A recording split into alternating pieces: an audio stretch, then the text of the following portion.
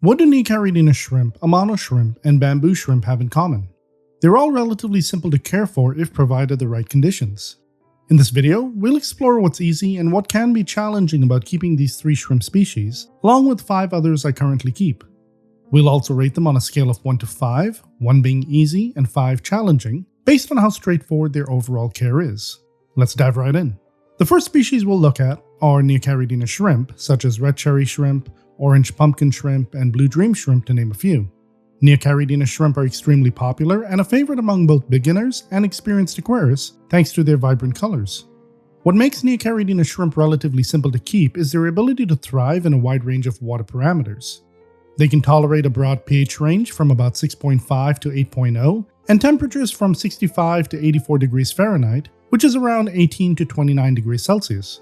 This flexibility makes them less sensitive to fluctuations, which is ideal for beginners. Neocaridina shrimp are generally hardy and can adapt well to different environments. They have a higher tolerance for less than ideal conditions compared to more sensitive species like Sulawesi shrimp. This means they can survive minor mistakes in water quality management. Feeding Neocaridina shrimp is straightforward.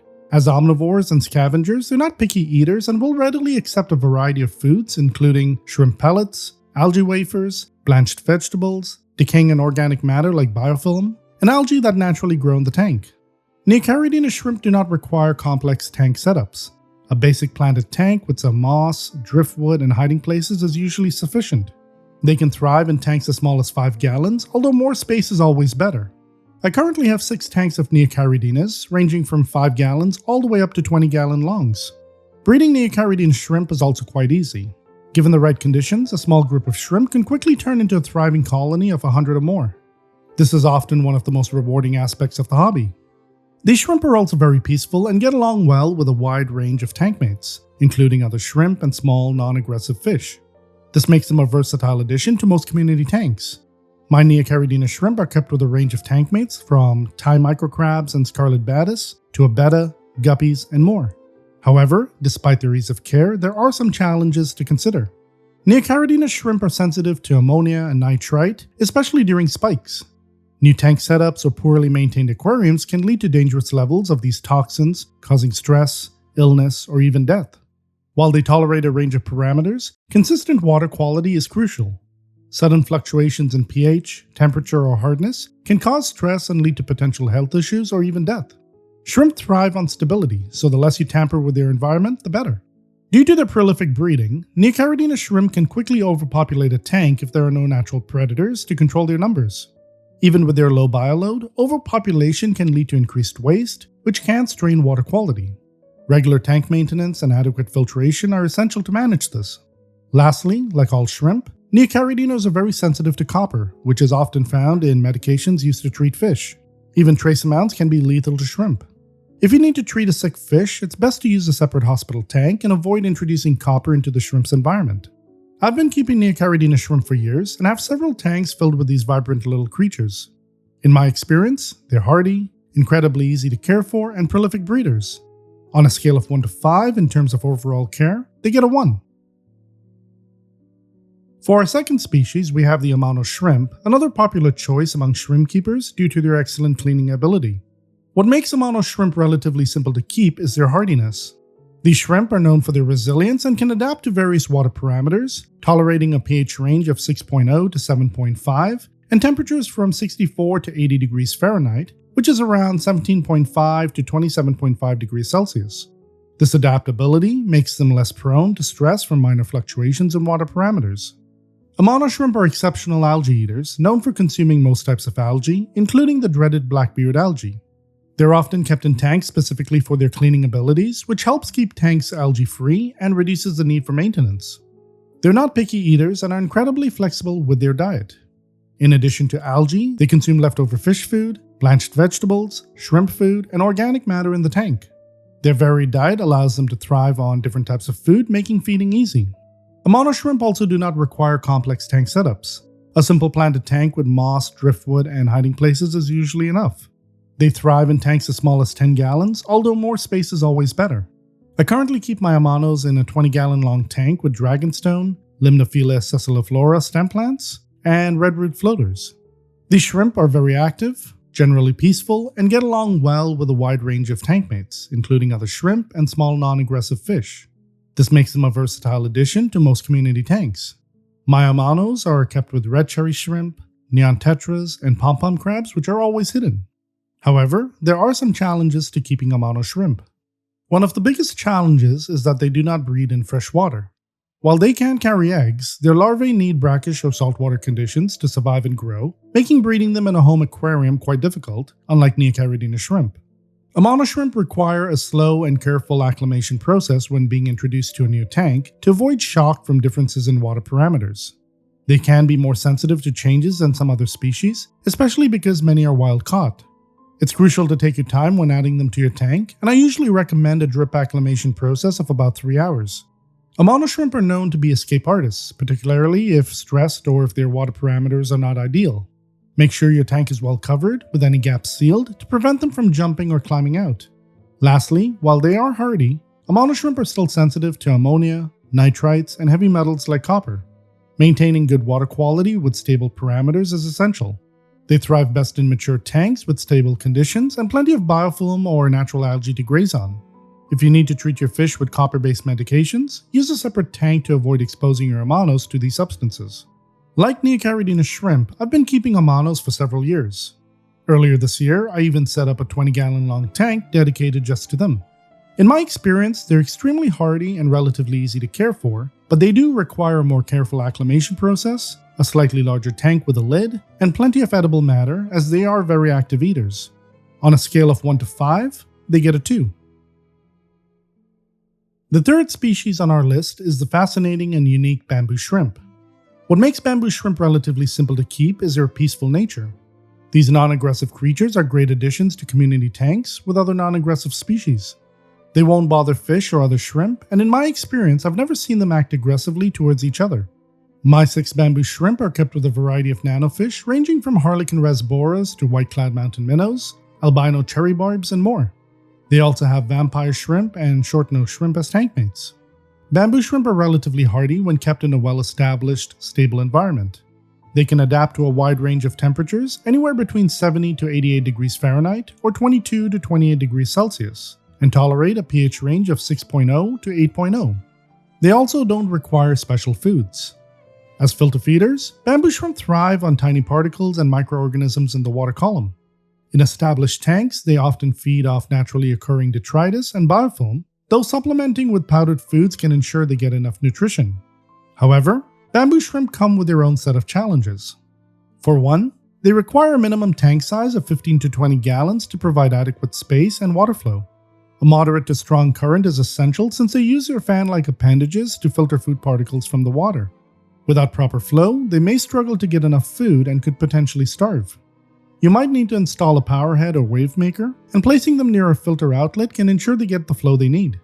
Another challenge is that bamboo shrimp need a slow and careful acclimation process when introduced to a new tank to avoid shock from differences in water parameters. They're more sensitive to changes than some other species, especially because they're wild caught. I recommend a drip acclimation process of about 3 hours to minimize the risk. After all, these shrimp are relatively more expensive than Neocaridina and Amano shrimp, so losing one due to improper acclimation can be both costly and disheartening. Feeding bamboo shrimp is arguably the biggest challenge. Since they are filter feeders, meeting their dietary needs can be trickier compared to shrimp that eat algae or pellets. They require fine particulate foods like powdered food, which must be suspended in the water column. Bamboo shrimp tend to stay in one place most of the time, so it's important that their food comes to them. In my 55-gallon tank, I use a spray bar from my canister filter and a wave maker to ensure food particles are constantly pushed towards these shrimp. Despite their hardiness, bamboo shrimp are sensitive to water quality. They need high-quality, oxygen-rich water with no ammonia, nitrite, or heavy metals like copper. Their water should also contain floating particles for them to feed on. Finding a balance between keeping the water clean and ensuring enough food is suspended in the water column is key.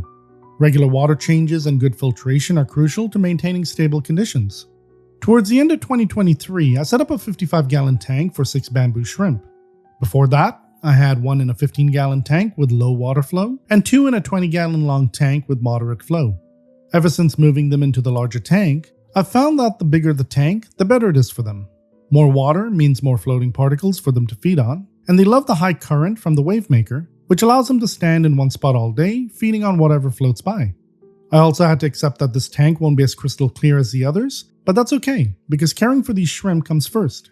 Based on the tank's setup, a more careful acclimation process, and the effort to keep them well fed, I would rate bamboo shrimp a 4 out of 5 in terms of overall care.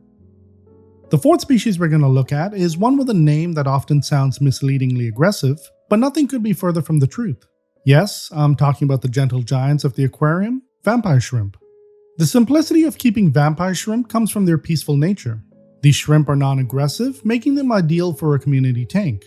They won't bother fish or other tank inhabitants and generally prefer to stay hidden in low-light areas, avoiding conflict altogether. My 11 vampire shrimp are kept with bamboo shrimp, short-nosed shrimp, hillstream and Borneo loaches, furcata rainbowfish, and green neon rasboras, to name a few. Vampire shrimp are relatively hardy once acclimated to a mature tank and can adapt to a variety of water parameters.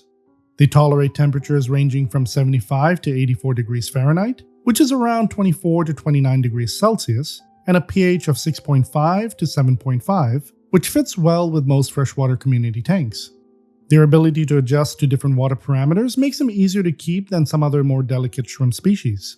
Like bamboo shrimp, vampire shrimp are filter feeders, using their specialized fan-like appendages to collect tiny food particles from the water column. They feed on fine foods like powdered fish food, crushed flakes, or shrimp-specific powdered foods. As long as the tank has sufficient water flow and a good supply of suspended food, vampire shrimp will generally find enough to eat. Unlike bamboo shrimp, these shrimp tend to scavenge the substrate more often, seeking leftover food and any edible matter they can consume. Vampire shrimp also come with their own set of challenges similar to those of bamboo shrimp. For one, they require a tank size of at least 20 gallons to provide adequate space and water flow. While you could get away with a 15-gallon tank, keep in mind that vampire shrimp can grow up to 4 to 6 inches over several years, so the bigger the tank, the better. They also need areas with moderate to strong water flow for proper feeding. If the tank doesn't have enough flow, they might struggle to get sufficient nutrition, which could affect their health. Additionally, these shrimp are extremely shy and need hiding spots like caves or crevices, especially during molting periods, to feel safe. Vampire shrimp are known for their slow growth rate, taking over 2 years to reach their full size. As I mentioned, they're also quite shy and tend to stay hidden, especially when newly introduced to a tank or if they feel threatened. This behavior can make them harder to observe, which might be disappointing if you expect them to be out in the open. When I first placed 5 vampire shrimp in my 55-gallon tank, 3 of them stayed hidden for so long that I thought they had died. Over a period of 3 months, they slowly became more confident, venturing out while still staying close to their shelters. Another challenge is their sensitivity to acclimation. Like Amano and bamboo shrimp, vampire shrimp are wild caught and need a slow and careful acclimation process when introduced to a new tank to avoid shock from water parameter differences. I recommend a drip acclimation process of about 3 hours to minimize risk. Given that vampire shrimp are even more expensive than bamboo shrimp, losing one due to improper acclimation can be devastating. As filter feeders, vampire shrimp depend on food particles suspended in the water, making it tricky to ensure they get enough to eat in some tank setups. In less established tanks or those with fewer particulates, you may need to supplement their diet with powdered foods. However, finding the right balance is essential to prevent water quality issues from overfeeding. Although they're hardy, vampire shrimp are still sensitive to poor water quality. They require excellent filtration and stable water parameters with no ammonia or nitrite. Copper is especially harmful to them, so any copper-based medications should be used in a separate hospital tank if you need to treat any sick fish. Sudden fluctuations in water parameters can also cause stress, so consistency is key. Since late 2023, I've been keeping vampire shrimp in the same tank as my bamboo shrimp. Despite their shy and nocturnal nature, I find vampire shrimp more resourceful when it comes to food. I often see them wandering the tank at night, searching for edible matter while also fanning the water for particulates. Even though they're on the larger side, I find vampire shrimp a bit easier to care for than bamboo shrimp. In terms of overall care, I would rate them a 3 out of 5. The fifth species on our list is the short-nosed shrimp, which resembles a ghost shrimp in appearance but behaves more like an Amano shrimp. What makes short-nosed shrimp relatively simple to care for is their adaptability to various water parameters. They can tolerate temperatures ranging from 68 to 82 degrees Fahrenheit, which is around 20 to 28 degrees Celsius, and a pH between 6.8 and 8.0. This flexibility makes them easier to keep compared to more specialized shrimp species that require specific conditions. Short-nosed shrimp don't need complex tank setups. A simple planted tank with moss, driftwood, and hiding places is usually sufficient. They can thrive in tanks as small as 10 gallons, although more space is always beneficial. I currently keep mine in a 55-gallon tank with some driftwood, river stones, narrow-leaf jungle vallisneria, and water lettuce. These shrimp are compatible with other small, non-aggressive fish and shrimp species. My short-nosed shrimp are kept with white cloud mountain minnows, harlequin rasboras, celebes rainbowfish, ruby tetras, vampire shrimp, and bamboo shrimp, to name a few. Their adaptable nature makes them a good fit for community tanks, provided their tank mates are peaceful as well. Feeding short-nosed shrimp is straightforward. They're omnivores and not picky eaters, consuming a variety of foods such as algae, biofilm, blanched vegetables, and commercial shrimp or fish foods. Like Amano shrimp, they're also known for eating different types of algae, though they aren't quite as aggressive when it comes to grazing. In terms of challenges, they share some similarities with Amano shrimp. One of the main challenges is that short-nosed shrimp do not breed in fresh water. While they can carry eggs, their larvae require brackish water to survive, making breeding them in a home aquarium extremely challenging. When introducing short-nosed shrimp to a new tank, a slow acclimation process is crucial to avoid shock from differing water parameters. They can be more sensitive to changes than other species, especially since they're wild caught. I recommend a drip acclimation process of about 3 hours to ensure a smooth transition. Unlike Amanos, short-nosed shrimp can be shy, especially when first introduced to a new tank or during molting periods. They tend to hide among plants or in crevices, which can make them harder to spot. I've noticed many times that when I get closer to my tank, they quickly retreat to avoid being seen. Lastly, while these shrimp are hardy, they are still sensitive to ammonia, nitrites, and heavy metals like copper. Maintaining good water quality with stable parameters is essential. They thrive best in mature tanks with stable conditions and plenty of biofilm or natural algae to graze on. Copper is extremely harmful to shrimp, so if you need to treat your fish with copper-based medications, it's best to use a separate tank to avoid exposing your shrimp to it. I've been keeping this species for nearly a year now. In my experience, they're hardy and relatively easy to care for, but they do require a slightly larger tank, a more careful acclimation process, access to plenty of edible matter, as they do have quite a voracious appetite and are difficult to breed. On a scale of 1 to 5, I give them a 2 for overall care. The sixth species we're going to look at is the gold nebula shrimp, a relatively new and captivating species in the shrimp keeping hobby.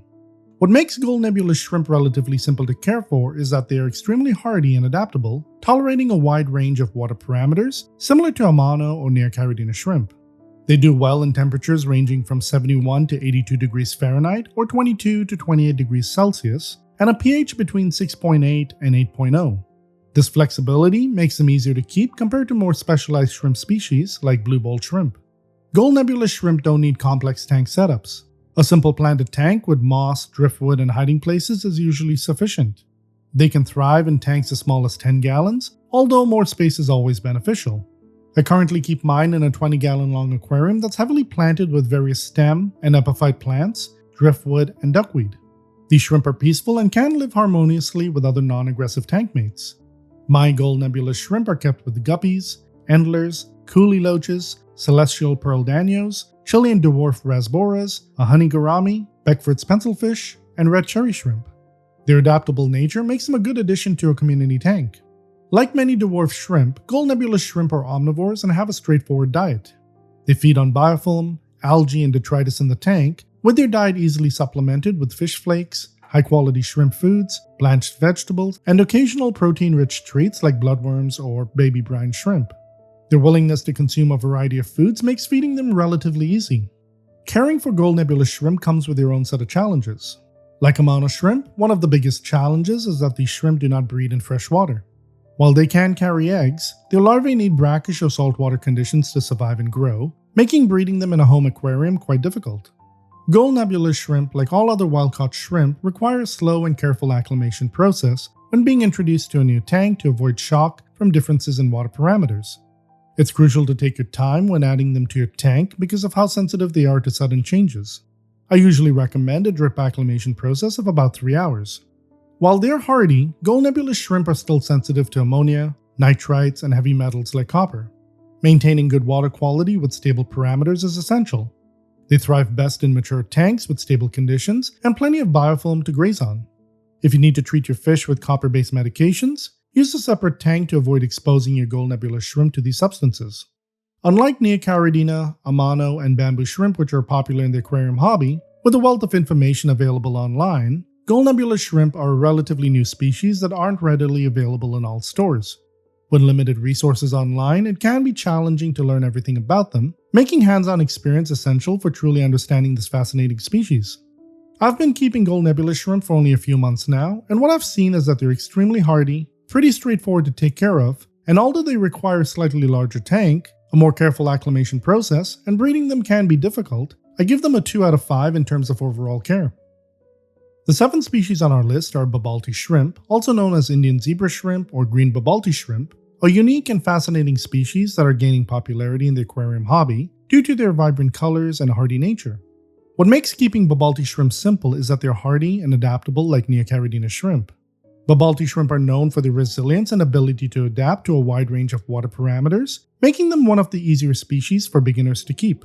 They can tolerate pH levels from 6.2 to 8.0 and temperatures between 75 to 82 degrees Fahrenheit, which is around 24 to 28 degrees Celsius.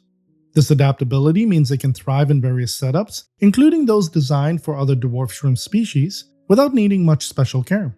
These shrimp are not picky eaters. In fact, they have a very simple diet. As omnivores and scavengers, they will happily feed on algae, biofilm, detritus, and leftover fish food. Their diet can also be supplemented with high-quality shrimp foods, blanched vegetables, and frozen foods. Babaulti shrimp do not require complex tank setups, but they do require a well-established tank. A basic planted tank with some moss, driftwood, and hiding places is usually sufficient. They can thrive in tanks as small as 5 gallons, although larger tanks are always better. My Babaulti shrimp are kept in an 8-gallon tank with lava rock, Limnophila sessiliflora stem plants, and water lettuce. Breeding Babaulti shrimp is also quite easy. Given stable water parameters and a well-maintained environment, these shrimp can grow a large colony, although they're slower to reproduce than Neocaridina shrimp. This slower growth can be rewarding for hobbyists who prefer a more controlled population. Babaulti shrimp are also very peaceful and get along well with a wide range of tank mates, including other shrimp and small non-aggressive fish. This makes them a versatile addition to most community tanks. I currently keep mine with orange pumpkin shrimp and Thai microcrabs. However, despite their ease of care, there are some challenges to consider. Babaulti shrimp tend to be fragile when imported and are more susceptible to stress than other shrimp species. Despite their hardy nature, I noticed that a few died within the first few weeks after adding them to my shrimp tank that had been running for almost a year with a thriving Neocaridina population. If they can survive the first few weeks in a mature tank, maintaining them becomes as simple as keeping Neocaridina shrimp. While they tolerate a range of parameters, consistent water quality is crucial. Sudden fluctuations in pH, temperature, or hardness can cause stress and lead to potential health issues or even death. Shrimp thrive on stability, so the less you tamper with their environment, the better. Like all dwarf shrimp, Babaulti shrimp are sensitive to ammonia and nitrite, especially during spikes. New tank setups or poorly maintained aquariums can lead to dangerous levels of these toxins, causing stress, illness, or even death. They're also very sensitive to copper, which is often found in medications used to treat fish. Even trace amounts can be deadly. If you need to treat a sick fish, it's best to use a separate hospital tank and avoid introducing copper into the shrimp's environment. In my experience, if these shrimp were not so fragile, I would give them a 1 for overall care. However, because of how easily stressed they can become when imported, I have to give them a 2 out of 5. The 8th and final species on our list is the purple zebra shrimp, a rare and distinctive species admired for their size and deep purple stripes, making them a sought-after choice among shrimp keepers looking for a bit of a challenge. What makes purple zebra shrimp relatively simple to care for is that, like the other species I mentioned, they are adaptable and tolerant of a range of water parameters. They can thrive in pH levels between 6.5 and 7.5 and temperatures around 71 to 82 degrees Fahrenheit, which is around 22 to 28 degrees Celsius. Purple zebra shrimp are not highly demanding in terms of food. As omnivores, they're relatively easy to feed. They will scavenge for leftover food, graze on algae, and consume biofilm in the tank. Additionally, they accept a variety of foods, including high-quality shrimp foods, blanched vegetables, and powdered foods that promote good health. Their diet is not as specialized as some species, making feeding them more straightforward. Purple zebra shrimp do not require complex tank setups, but they do need a well-established environment. I currently keep mine in a 5-gallon tank with cereostone, various epiphyte plants, and driftwood. Since these shrimp are smaller than Neocaridina shrimp, they can thrive in tanks as small as 5 gallons, although slightly larger tanks are better for larger colonies. These shrimp also require a bit of aquarium salt added to their tank. I usually mix in about a teaspoon of salt during water changes. However, there are several challenges associated with keeping these shrimp. They are known to thrive in both freshwater and brackish water.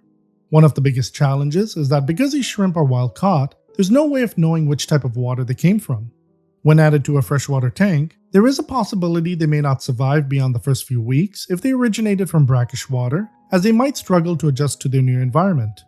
The addition of aquarium salt limits your choice of tank mates, as most fish do not tolerate a constant amount of salt, and those that do could potentially eat these shrimp, which are only about a ½ inch in size.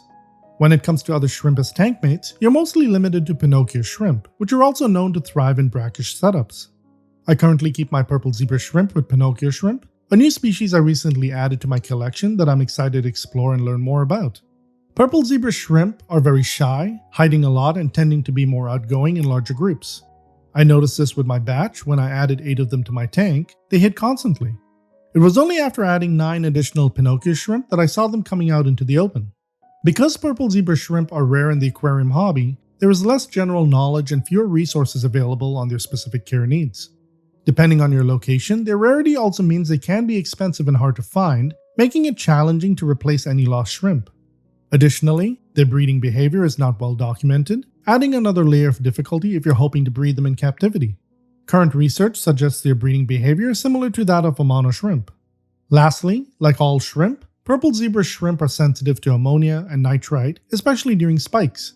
New tank setups or poorly maintained aquariums can lead to dangerous levels of these toxins, causing stress, illness, or even death. They're also very sensitive to copper, with even trace amounts being lethal.